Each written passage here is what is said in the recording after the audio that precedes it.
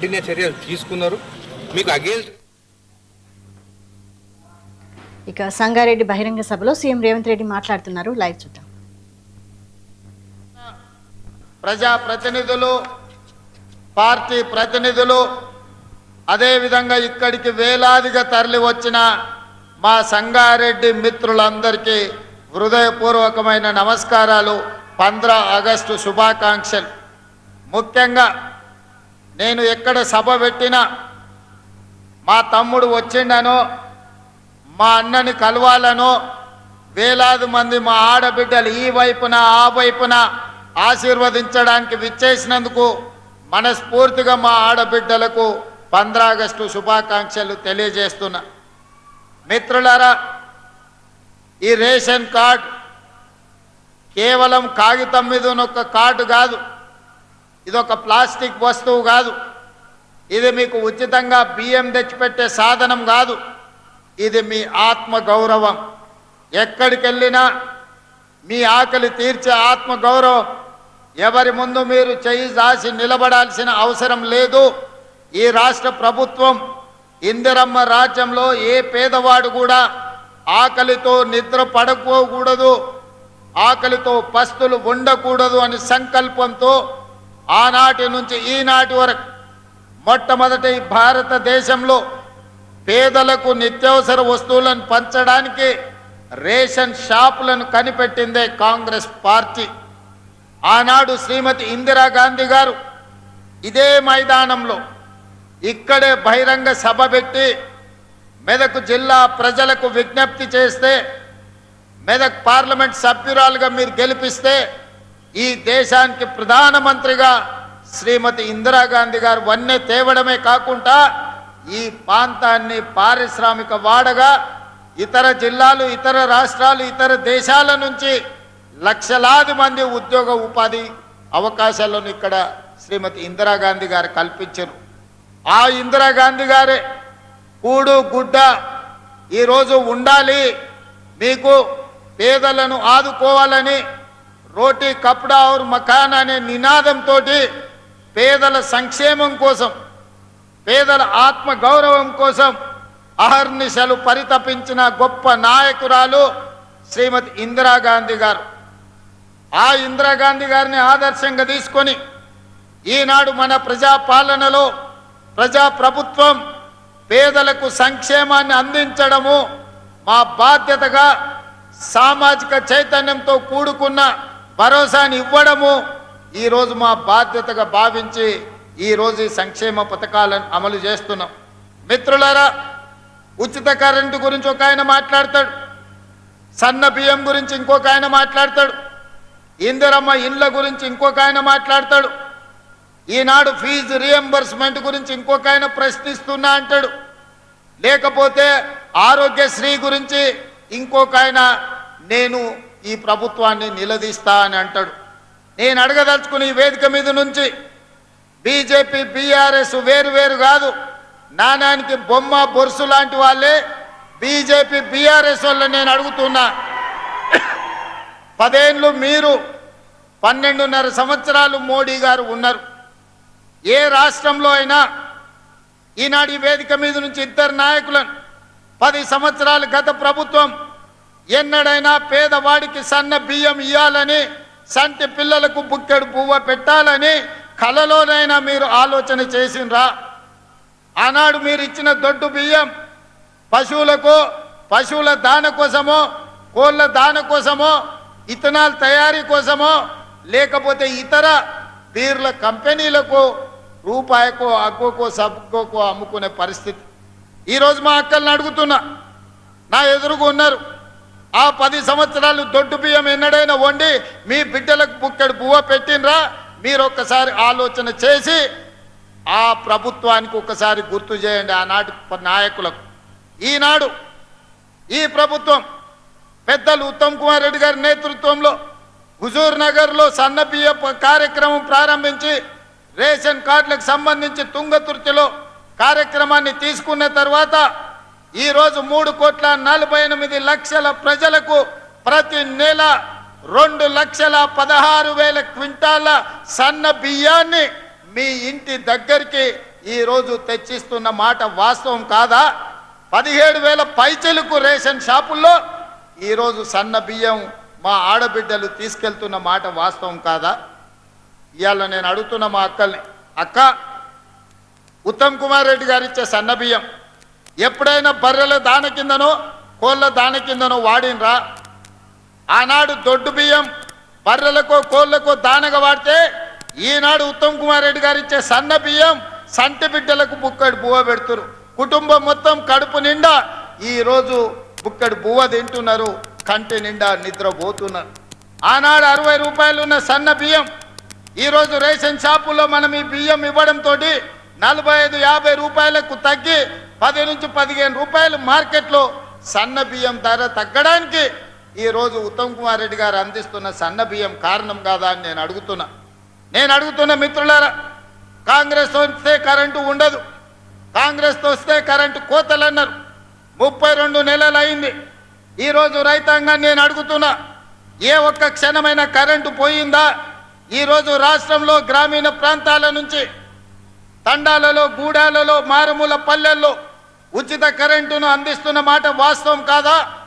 ఈనాడు రైతులు ఆనందంగా వ్యవసాయం చేసుకుంటున్న మాట వాస్తవం కాదా? ఆనాటి ముఖ్యమంత్రి ఒరేసుకుంటే ఉరేసుకున్నట్టే అని ఆనాడు చెప్పిండు. ఆయన మాత్రం పక్కనే ఉన్న మెదక్ జిల్లాలో ఫామ్ హౌస్లో 100 ఎకరాలలో ఒరేసుకొని 4,200 రూపాయల క్వింటాల్కు కావలసిన కంపెనీలకు అమ్ముకున్నాడు. ఆనాడే నేను చెప్పిన, తెలంగాణ రాష్ట్ర రైతాంగం కాంగ్రెస్ అధికారంలోకి వచ్చిన తర్వాత మీరు పండించే వరి ధాన్యాన్ని మేము కొనుగోలు చేస్తామని చెప్పినాం. ఈనాడు మీరు పండించిన వరి ధాన్యాన్ని కొనుగోలు చేయడమే కాదు, ఉత్తమ్ కుమార్ రెడ్డి గారు 500 రూపాయల బోనస్ ఇచ్చి చివరి గింజ వరకు మీ పంటలను కొన్న చరిత్ర ఈనాటి ప్రభుత్వంలో మీ కళ్ళతోనే చూస్తున్నారు కదా. మరి ఆనాటి ప్రభుత్వానికి ఎందుకు ఈ చిత్తశుద్ధి లేకుండా పోయింది? ఒరేసుకుంటే ఉరేసుకున్నట్టే అని చెప్పి ఆయన పొలంలో 100లాది ఎకరాలల్లా వరి పండించుకున్న విషయాన్ని తెలంగాణ ప్రజలు మర్చిపోయినారని అనుకుంటున్నారా? మరి ఈనాడు మీకోసం కష్టమైన బరువైన 500 రూపాయల బోనస్తోని ఈరోజు వడ్లు కొనుగోలు చేయడమే కాదు, ఆ వడ్లను బియ్యంగా మార్చి 3,48,00,000 మంది పేదలకు సన్న బియ్యాన్ని అందించే కార్యక్రమాన్ని మన ప్రభుత్వం ముందుకు తీసుకెళ్తున్నది కదా. ఈ రకంగా ఆనాడు రైతు బంధు అన్నాడు, 10,000 రూపాయలు ఎకరాకి అన్నాడు. నేను రైతు బంధు చేయలేదు, రైతు భరోసా మీద ఇంకా 2,000 పెంచి 12,000 రూపాయలు ఎకరాకి ప్రతి సంవత్సరం 32 నెలల్లో 36,000 కోట్ల రూపాయలు రైతు భరోసా పథకం కింద 70 లక్షల రైతుల ఖాతాలలో మా ప్రభుత్వం ఇందిరమ్మ రాజ్యంలో ఈరోజు రైతుల ఖాతాలో నగదు బదిలీ చేసినాం. నేను సవాలు విసురుతున్న చంద్రశేఖరరావు గారికి, నీ జిల్లా గడ్డ మీద నుంచి రా శాసనసభలో చర్చిద్దాం. రైతుల కోసం మేము చేసిన మేలు ఏందో, మీరు చేసిన అన్యాయం ఏందో ఈరోజు మాట్లాడదామని నేను అంటున్నా. అదేవిధంగా ఆనాడు 1,00,000 రూపాయల రుణమాఫీ అన్నాడు, 4 విడతలు అన్నాడు, అసలు ఇస్తా అన్నాడు, మిత్తి ఇస్తా అన్నాడు. 2 సార్లు ముఖ్యమంత్రి అయినా 6 లక్షల రూపాయల రుణమాఫీ చేయలేదు. ఆయన ఇచ్చిందంతా మిత్తికే సరిపోయింది. కానీ మన ప్రభుత్వం అధికారంలోకి వచ్చిన వెంబడే సంవత్సరం తిరిగే లోపల 21,000 కోట్ల రూపాయలు 25 లక్షల మంది రైతుల ఖాతాలలో 2 లక్షల రూపాయల రైతు రుణమాఫీ నగదు బదిలీ చేసి భారతదేశం మొత్తం మీద అప్పులు లేని రైతుని తెలంగాణ రాష్ట్రానికి అందించిందన్న విషయం నేను ఈ సందర్భంగా చెప్పదలుచుకున్నా. కేంద్ర ప్రభుత్వం ఇచ్చిన నివేదికల్లో అతి తక్కువ అప్పుల్లో ఉన్నది తెలంగాణ రాష్ట్ర రైతాంగం అని నివేదిక ఇచ్చిన మాట వాస్తవం కాదా? బీజేపీ నాయకులకు కనిపిస్తలేదా అని నేను అడుగుతున్నా. మీ ప్రభుత్వమే కదా రుణం లేని రైతులు ఉన్నది తెలంగాణ రాష్ట్రంలో అని కేంద్ర ప్రభుత్వం నివేదికలు ఇచ్చింది కదా. బీజేపీ నాయకులు అది చదువుకుంటే రైతుల కోసం మన ప్రభుత్వం చేసిన మేలు ఏందో ఈనాడు కళ్ళకు కట్టినట్టుగా కనిపిస్తుంది. అందుకే ఇవాళ ఉచిత కరెంట్ అయినా, పండించిన పంట కొనుగోలైనా, సివిల్ సప్లైస్ కార్పొరేషన్ ఇంతకుముందు ఉత్తమ్ కుమార్ రెడ్డి గారు నాతో పంచుకున్నారు. 32 నెలల్లో తెలంగాణ రైతాంగం పండించిన పంట వడ్లకు 90,000 కోట్ల రూపాయలు చెల్లించినాం. ఎంత జగన్న? నువ్వు మళ్ళీ చెప్పాలి. 32 నెలల్లో రైతులు పండించిన వడ్లకు ఉత్తమ్ కుమార్ రెడ్డి గారు 90,000 కోట్ల రూపాయలు పేద రైతుల ఖాతాలో నగదు బదిలీ చేసిండు. ఇవాళ 90,000 కోట్ల రూపాయలే గ్రామీణ ఆర్థిక వ్యవస్థను బలోపేతం చేసి ఈరోజు రైతుల చేతుల్లో నగదు కలకలలాడుతుందంటే ఈరోజు రైతుల ఖాతాలో 90,000 కోట్ల రూపాయలు ఈ ప్రభుత్వం బదిలీ చేసింది. ఇది మా ప్రభుత్వం అమలు చేసిన సంక్షేమ పథకం కాదా? 21,000 కోట్ల రూపాయలు రైతు రుణమాఫీ చేసింది మేం కాదా?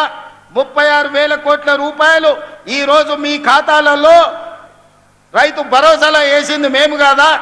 సంవత్సరానికి 15,000 కోట్ల రూపాయల చొప్పున దాదాపుగా 2.5 సంవత్సరాలకు 35,000 కోట్ల రూపాయలు ఉచిత కరెంటు కోసం రైతుల తరఫున విద్యుత్ శాఖకు మన ప్రభుత్వం చెల్లించిన మాట వాస్తవం కాదా?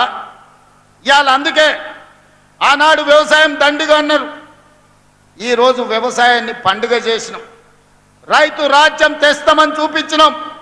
ఈరోజు ఇందిరమ్మ రాజ్యంలో రైతులను రాజులలాగా గౌరవించే సంస్కృతి ఈరోజు మా ప్రభుత్వంలో ఉన్నది.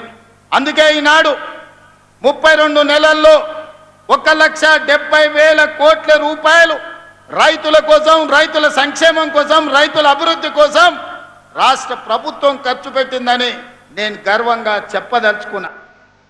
రెండవ భాగం, మొదటి విడత రైతులు, రెండవ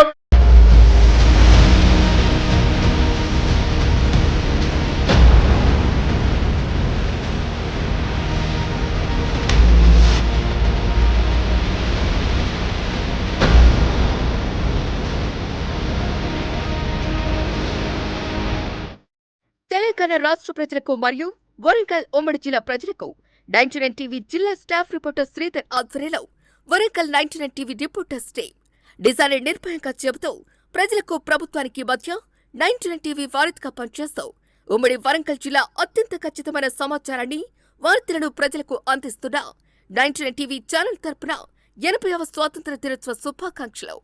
మేడ్చల్ సర్కిల్ ప్రజలకు, రాష్ట్ర ప్రజలకు, Hyderabad municipal corporation Congress party senior నాయకుడు, గీర్మపూర్ మాజీ సర్పంచ్ ముక్కిరెడ్డి నవనీత ఆనంద్ 80వ స్వాతంత్ర దినోత్సవ శుభాకాంక్షలు.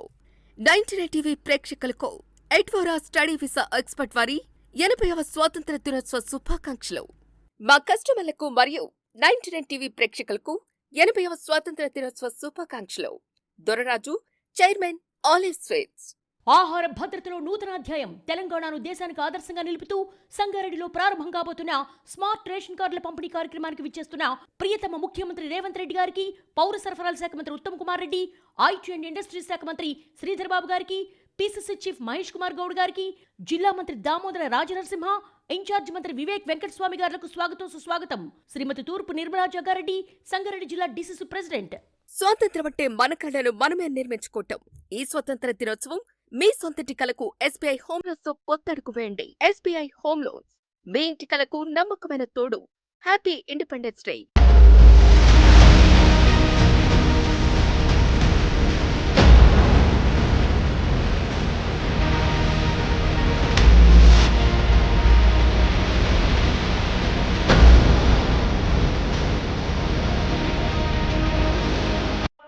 ఈనాడు పెట్రోల్ బంకుల వ్యాపారం చేస్తున్నారు.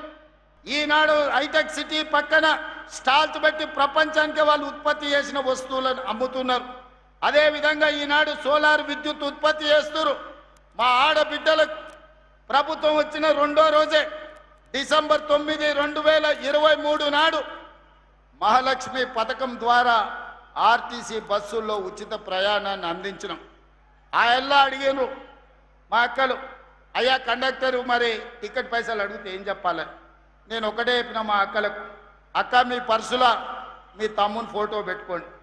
ఎవరన్నా కండక్టర్ బస్ కిరాయి అడిగితే ఇట్లా తీసి ఫోటో చూపించి మా తమ్ముడు పట్నంలో ఉంటాడు, బస్ కిరాయి పైసలు ఇస్తాడు, పోయి అడుగుపోను రాని. ఇవాళటి వరకు మా అక్కల్ని అడుగుతున్నా, అమ్మగారింటికి పోయినా, అమ్మవారిని దర్శించుకోనికి పోయినా ఎవరన్నా మిమ్మల్ని బస్ కిరాయి అడిగినరా? అక్క ఎవరన్నా కిరాయి కట్టమని అడిగినరా? చెయ్యి అడ్డం పెడితే బస్ ఆపీరు, మీరు దిగుతున్న కాడ దించిపోయినరు తప్ప ఎవరన్నా ఒక్క పైసా మిమ్మల్ని అడిగినరా? ఇది ఉచితంగా రాలే. మీ తరఫున మంత్రి పొన్నం ప్రభాకర్ గారికి 11,000 కోట్ల రూపాయలు 32 నెలల నేను బస్కీరాలు కట్టిన మా ఆడబిడ్డల కోసం. ఒక్క పైసా వాళ్ళని అడగొద్దు. అన్ని పైసలు ఎన్ని కోట్లైనా నేనే కడతా. రాష్ట్రం నలుమూలల మా ఆడబిడ్డలు ఎక్కడికి పోయినా, అమ్మగారింటికి పోయినా, అమ్మవారిని దర్శించుకోవాలన్నా అంతకుముందు ఇంటి ఆయన కాడే చేయి చాపితే ఈసడించుకునేటోళ్ళు.